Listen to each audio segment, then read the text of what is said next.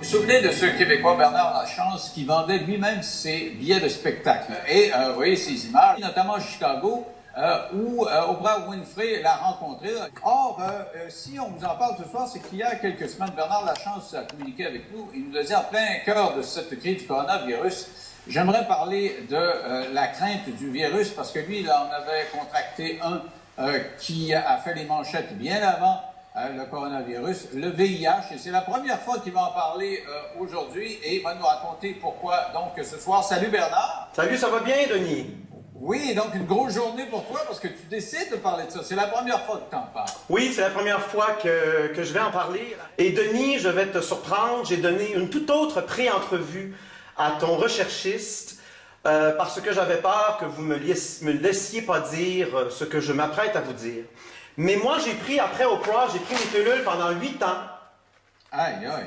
Ça, c'est ce qu'on appelle la trithérapie. C'est la trithérapie et j'ai arrêté il y a 3 ans. La propagande de cette pandémie d'une COVID-19 me rappelle étrangement la propagande du VIH-Sida des années 80.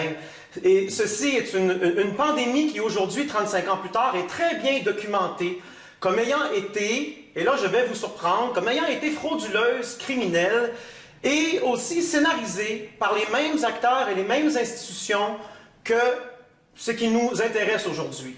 Et... Bernard. Tu l'as pas dit t'as pas dit à Rochelle de Pupitre qu'elle allait dire ça, et moi, je peux pas passer ça à la télévision. Parce que pour toi, c'est sérieux, puis pour moi, c'est de la patente. Denis, je cite des prix Nobel. Denis. Ce qui est commun à tous les adeptes du complot, là, de toutes les théories de complot, c'est qu'ils ont une enmanchure de ça d'épais, d'espèces de documents qui sont de la patente à glace. Ce que tu racontes là, c'est... Ce qu'il y a de commun... Sur Internet, c'est de la merde. Ce qu'il y a de commun... Tu dirais-tu ça au prix Nobel que je cite? Là, les gens, avec ces 4-5 dernières déclarations des 10 dernières années, ils se demandent si Simon Palman il est correct. Je veux dire, c'est pas... Tu parles de qui, là? Là, les gars, non, Bernard, là, c'est Bruno, là. Oui. Fait qu'on va couper ça. Parfait. Ben, c'est correct. Non, mais t'as... Mais non, mais c'est parce que la vérité sort jamais dans les médias. La vérité sort jamais. Fais une vidéo YouTube. Ben, je vous ai filmé, puis je vais la passer, mon entrevue. Ben, tu le feras. Bon, c'est à mon tour de lancer l'alerte. Mon nom est Bernard Lachance. Je viens de me faire couper à tout jamais, censurer mon Facebook. Peuple du Québec, cette propagande mondiale d'une pandémie, d'une COVID-19, ressemble étrangement à la propagande mondiale des années 80, VIH égale SIDA. Une épidémie très bien documentée aujourd'hui, 35 ans plus tard, même si ce n'est pas à Radio-Canada, comme ayant été et étant toujours frauduleuse, criminelle et pour ma part scénarisée, je me permettrai de tels propos, vous comprendrez pourquoi dans 2 minutes, scénarisée par les mêmes acteurs et les mêmes institutions de la mascarade actuelle du coronavirus qui aujourd'hui brime nos vies, mais surtout nos libertés, que nous léguons encore une fois en échange d'une supposée sécurité contre la mort. Cette fois-ci, ben, il serait bien de se souvenir, peuple de la Terre, que le meilleur instrument pour nous manipuler, nous, la masse, sera toujours la peur et que la plus grande peur, c'est la mort. Pourquoi je vous dis ça? Eh bien, je suis moi-même VIH positif. Le dimanche 3 mai 2020 prochain, cela fera 3 ans que j'ai arrêté mes pilules VIH. Oui, c'est moi, le chanteur qui avait passé à l'émission de Oprah Winfrey, que vous avez vu beaucoup pleurer parce que je réalisais mon rêve de chanter au Chicago Theatre que j'avais rempli moi-même en vendant les billets un à un dans la rue, comme les médias du monde entier vous l'avaient rapporté. Eh bien, sachez que je pleurais surtout parce que je venais de recevoir ce diagnostic mortel. Et sachez que je n'ai jamais vendu aucun billet dans la rue. Il est excessivement facile de mentir au peuple à travers nos journalistes qui ne vérifient rien et nos médias qui ne sont que des agents de propagande. Je vous dis ça aujourd'hui, moi j'ai quitté le show business il y a 10 ans et je n'y reviendrai jamais et je n'ai plus rien à vendre. Je vous parle aujourd'hui pas en tant qu'ancien chanteur, mais en tant que concitoyen qui est effrayé de voir ce qui s'en vient et que les gens ne voient pas ce qui se passe. C'est le nouvel ordre mondial, c'est l'installation du nouvel ordre mondial, malgré ce que vos petits décrypteurs vous ont dit, à tout le monde en parle la semaine passée ou il y a 2 semaines. D'ailleurs, Danny Turcotte, confrère de notre communauté gay à Montréal, j'ai arrêté mes pilules VIH. Pourquoi? Invite mon médecin de famille dimanche prochain Ça va faire 3 ans jour pour jour que j'ai arrêté mes pilules. Docteur Régent Thomas, voilà ce que j'ai à lui dire. Ceci est une lettre ouverte à mon médecin de famille, le populaire docteur Régent Thomas de la clinique L'Actuelle à Montréal. Régent, à mon dernier rendez-vous, tu m'as demandé pourquoi j'ai arrêté mes traitements VIH il y a 3 ans, printemps 2017. Pilule que j'ai prise pendant 8 ans. Religieusement, à chaque matin, je remerciais même la vie de ne pas avoir attrapé ça dans les années 90, ce sida mortel-là. Au total, ça aura coûté 120 000 $ aux contribuables, parce qu'on ne nous vend pas ça 5 $, ces petites pilules-là. Si on ne les prend pas, on meurt. L'Empire pharmaceutique sait très bien que personne ne va oser rouspéter sur le prix d'un traitement qui évite la mort à des concitoyens. Alors, dans mon cas, c'était 1 250 $ pour 28 jours. Chers payeurs de taxes à l'écoute, faites le calcul, avec près de 70 000 Canadiens VIH positifs, c'est plus d'1 milliard que nous payons à chaque année pour toutes nos vies. Eh bien, plus pour moi, docteur Régent Thomas. Pourquoi? Bien, parce qu'après avoir passé des centaines d'heures à m'informer sur ce que j'appelle maintenant l'imposture du VIH égale sida, eh bien, il y a une chose dont je suis absolument persuadé dans ma vie, et ce sans même l'ombre d'un tout petit doute, que tous ces braves scientifiques appartenant à l'élite de l'élite, ces journalistes, documentaristes, tous ces lanceurs d'alerte qui ont été censurés d'une main de maître, et ce depuis 35 ans, sont pour moi clairement ceux qui ont tenté de nous crier la vérité. Qu'en 1981, la racine de ce qu'on a appelé GRID, et qui est devenu tout de suite SIDA, les 41 tout premiers cas d'homosexuels malades signalés au CDC, qui avaient complètement détruit leur système immunitaire, eh bien, l'avaient détruit par intoxication aux drogues et absolument pas par infection transmise sexuellement avec leur virus qui vient du singe, jamais isolé, avec lequel tu peux t'infecter mais mourir 20 ans plus tard. Montre-moi là mon VIH directement de mon sang au microscope électronique, pas l'artefact de laboratoire. D'ailleurs, ces 41 gays-là qui s'étaient soi-disant infectés entre eux ne se connaissaient même pas tous. Mais parce qu'ils avaient tous comme point en commun jeunes gays qui en baissent 12 par semaine, ben, les recherches se sont tout de suite dirigées vers l'hypothèse d'une maladie virale transmise sexuellement. C'était logique. Mais coup de théâtre, à la grande déception de l'empire politico-pharmaceutique, qui était donc heureux d'avoir enfin trouvé une nouvelle infection pour coller sur un plan de dépopulation de l'Afrique, et c'est pourquoi qu'on a menti sur l'origine du VIH en Afrique. Eh bien, coup de théâtre, il y avait un autre dénominateur commun qui unissait ces 41 immunodéprimés. Régent, c'était 41 gars de club complètement intoxiqués aux drogues qui s'étaient défoncés pendant des années dans les bars gays des grandes villes des États-Unis, exactement où les premiers cas de sida ont été signalés. New York, LA, San Francisco. Le toxique était au rendez-vous. Cocaïne, héroïne, LSD dans ce temps-là, leur antibiotique pour leur gonorrhée, leur chlamydia, leur syphilis, qui avalait probablement avec un shooter d'alcool entre 2 baises. Mais la première drogue en haut de leur liste, c'était le nitrite d'amyle. Et ceci a été démontré, même si censuré, que les plaques rouges du sarcome de Kaposi, première maladie emblématique de cette épidémie de HIV, qui était en fait une épidémie de mensonges, les poppers, l'inhalation, la racine de GRID qui est devenue SIDA, c'est l'inhalation excessive pendant des heures sur les pistes de danse de la drogue des gays. Et c'est pourquoi c'était des gays, les poppers. C'est pour ça qu'il n'y avait pas de sarcome de Kaposi chez les autres groupes, pas autant du moins. Comme par hasard, quand on s'est aperçu de ça l'année d'après, la question « Consommez-vous des poppers ?» a été retirée des questionnaires des cliniques VIH de New York. Et comme par hasard, le CDC a publié une étude qui démontrait comment les poppers étaient inoffensifs. Moi, inoffensif, j'utilise ça pour un verre d'eau et une pomme, pas pour une drogue illégale. L'hypothèse de l'infection devait l'emporter. Et on l'a donc imposé. Comment? Avec une grande annonce politique, parce que nos médecins et nos scientifiques, c'est également des citoyens, et plus la nouvelle est grosse, plus c'est impossible qu'elle soit fausse, plus tout a été vérifié, c'est le gouvernement. Mais il est important de savoir qu'à cette conférence de presse historique du 23 avril 1984, lorsqu'on a annoncé, imposé la cause du sida aux médias du monde entier, eh bien, Washington, cette journée-là, supportaient leur déclaration avec les papiers d'un seul chercheur, le grand Manitou, génie de la rétrovirologie. C'est pourquoi que les autres n'ont pas pu voir dans son jeu. Le corrompu Dr Robert Gallo, reconnu, accusé plus tard d'inconduite scientifique, comme nous l'avait mis sur le front page en tout petit, le New York Times, du 31 décembre 92. Drôle de date pour une nouvelle si importante. N'est-il pas curieux qu'après des milliards de l'argent public, bien sûr, en investi sur la recherche de la cure contre le sida, on n'a toujours pas, après 35 ans, le vaccin qu'on nous avait promis cette journée-là d'ici 2 ans? Ce qu'on avait eu d'ici 2 ans, c'est en 86, c'est Robert Gallo qui a rétracté ses photographies microscopiques du VIH, utilisées pour la conférence de presse cette journée-là, qui n'a pas remplacé depuis. N'est-il pas curieux, écoutez celle-là, qu'après 35 ans, cette maladie soi-disant infectieuse, pandémique, qui devait tuer tout le monde, est restée, après 35 ans dans les groupes initiaux, encore aujourd'hui? C'est-tu pas de la pseudo-science, ça? C'est comme si la COVID-19, aujourd'hui, s'attaquait aux hommes gays blancs d'Amérique et aux hétéros noirs d'Afrique? Come on!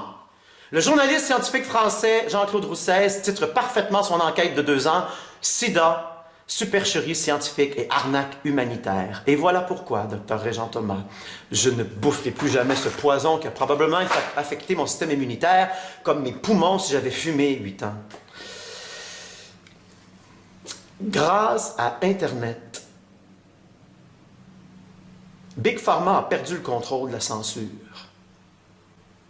L'Empire pharmaceutique a menti à ses petits soldats médecins en bas de la pyramide. Il n'y en avait pas d'armes de destruction massive VIH. Ils se sont juste pas fait pogner eux autres, puis là, ça fait trop longtemps, 35 ans, c'est trop gros pour être vrai.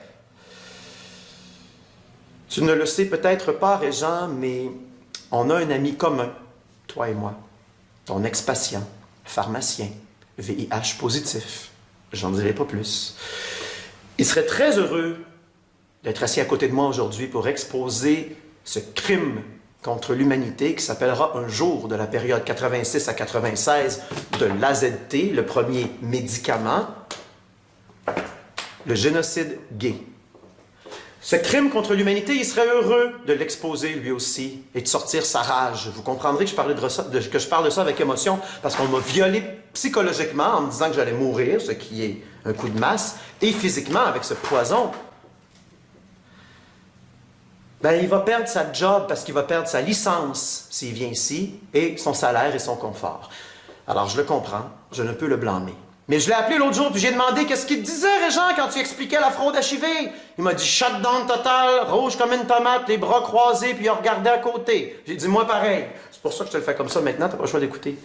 Et il a rajouté qu'il trouvait que c'était un manque de rigueur professionnelle. On parle ici du sida. Je pense que la justice qualifierait ça plutôt, Régent, de négligence criminelle.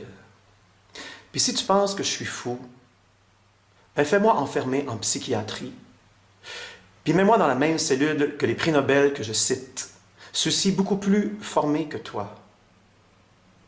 Il ne fait aucun doute dans mon esprit que dans quelques centaines d'années, on parlera de nous comme l'humanité qui a autofinancé sa propre dépopulation et son propre ralentissement de naissance, parce que ces génies de la manipulation de masse ont réussi à faire de l'acte de l'amour l'acte de la vie, et ont réussi à en faire l'acte de la mort. Alors on met des condoms et les naissances ralentissent. J'ai fait un site internet juste pour toi, Régent, sidacensure.com, où tu pourras voir comment on a triché sur l'isolation du virus à l'Institut Pasteur, comment on a triché sur son rôle comme cause du sida instauré par Robert Gallo, comment on a triché donc sur les tests qui flashent positifs pour 70 raisons répertoriées absolument non spécifiques au HIV, comme c'est écrit dans la notice en petit. Comment on a triché sur la charge virale et sur la commercialisation frauduleuse de l'AZT qui nous a permis d'avoir des morts pour créer leur épidémie. Alors, tu as le choix de continuer ta route et de tourner la tête, encore une fois, Régent, en criant « Conspiration! Terre plate! Fake news! » où tu as le choix de faire ta job de médecin et d'aller vérifier lequel des deux groupements, le groupe de scientifiques qui ont des cotes sur les médicaments qui vendent en milliards à chaque année, par milliard, ou un groupe de scientifiques censurés par ce groupe-là, qui nous raconte une histoire qui sonne à mes oreilles beaucoup plus comme quelque chose qu'ils ont découvert que quelque chose qu'ils inventeraient, sachant qu'ils vont perdre leur licence. Come on! À un moment donné, Dr. Régent Thomas, il y a des limites à tourner la tête.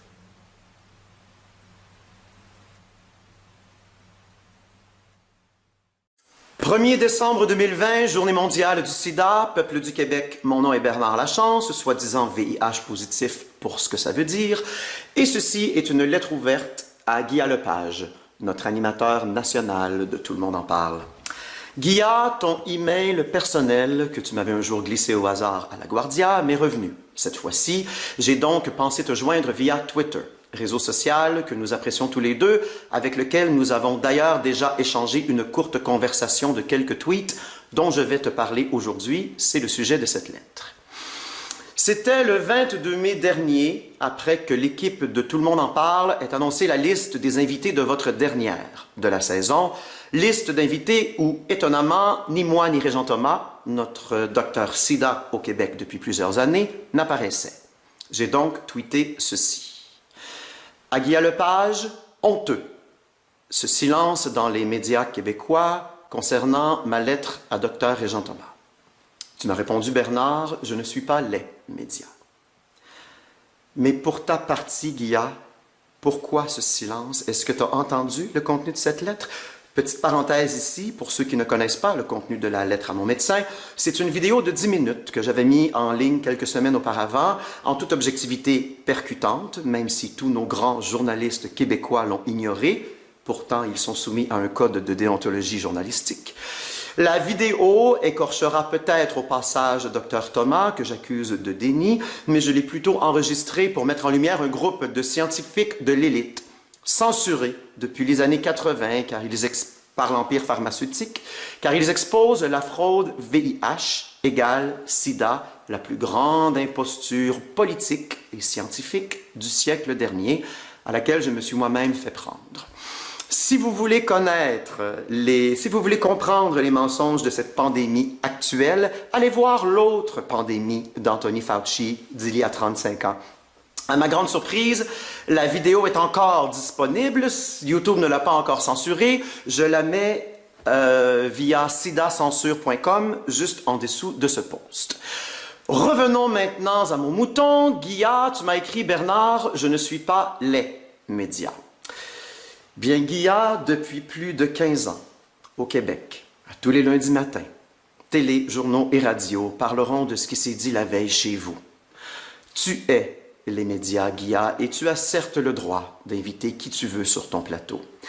Mais la télévision étant un médium extrêmement puissant, je crois que ta position dans notre société, en tant qu'animateur d'une émission qu'on appelle encore aujourd'hui la Grande Messe du Dimanche, eh bien, ta position vient avec une responsabilité sociale, tout comme ma situation biologique, accompagnée de mes connaissances des rouages des médias, vient avec une responsabilité sociale d'exposer, de mettre en lumière ce groupe de scientifiques qui, eux, ne savent pas comment se rendre dans les médias.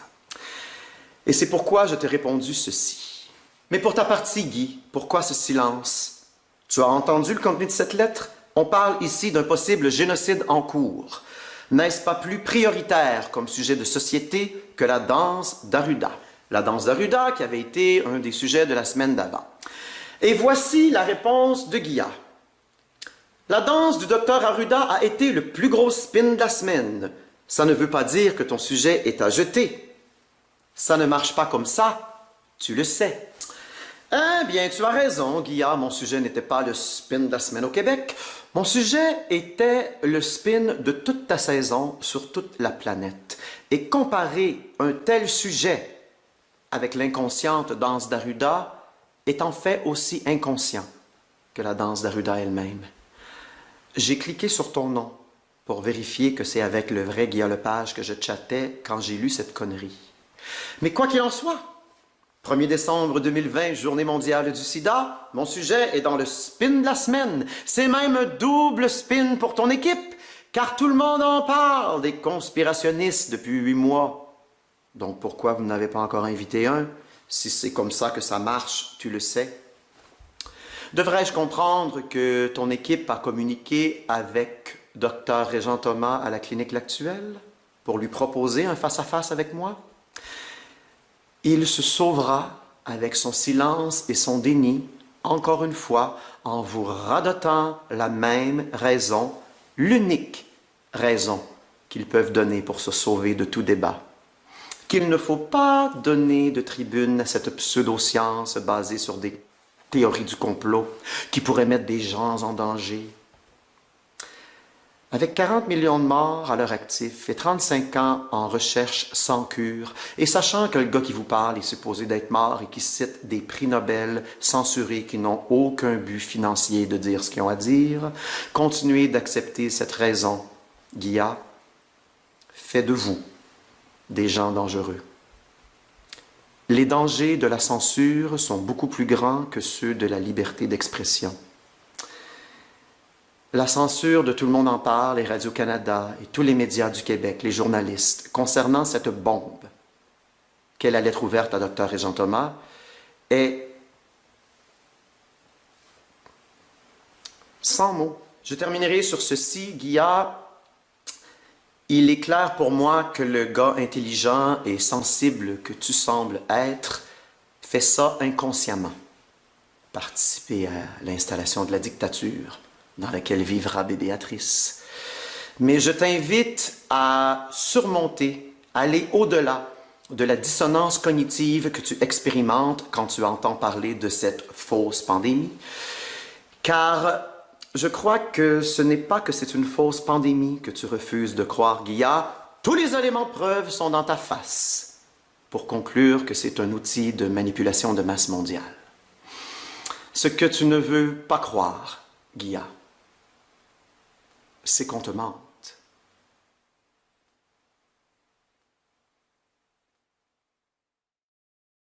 Mais je veux juste vous dire que c'est normal. Ce que Denis Lévesque a fait, c'est normal. Je l'ai surpris, puis il n'avait jamais entendu parler de la fraude achevée de sa vie. La première fois moi-même que j'ai entendu parler de ça, j'ai traité le gars de crétin. Alors lui, il ne voulait pas mettre des gens en danger dans sa réalité. Mais bon, à un moment donné, il faudrait arrêter d'accepter cette raison-là que tous les médias, présentement, on ne mettra pas Bernard Lachance en ondes parce que c'est un danger. Bon, 35 ans plus tard, 40 millions de morts, 35 millions d'infectés, des gens qui ont arrêté leur pilule qui restent en pleine santé et des scientifiques de l'élite qui créent la fraude. Continuez d'accepter cette raison-là de ne pas nous mettre en ondes parce qu'on mettrait des gens en danger. Là, je trouve que ça commence à être vous, les médias, qui mettez les gens en danger. Hein? Il n'y a pas de cure après 35 ans, pas parce qu'ils ne l'ont pas trouvé, mais parce qu'on nous cache la vraie cause du sida. Alors, c'est pas parce que le mensonge est trop gros. Plus le mensonge est gros, plus il sera cru. C'est ça que je voulais dire. Alors, qu'est-ce qu'on fait? On continue de se battre, les lanceurs d'alerte. Mais soyons pas fâchés contre Denis Lévesque. Il a fait ce qu'il avait à faire et moi aussi, j'ai fait ce que j'avais à faire. Alors, c'est juste parfait et j'espère un jour reprendre cette entrevue-là avec lui et peut-être Régent Thomas en face. Au revoir. Merci.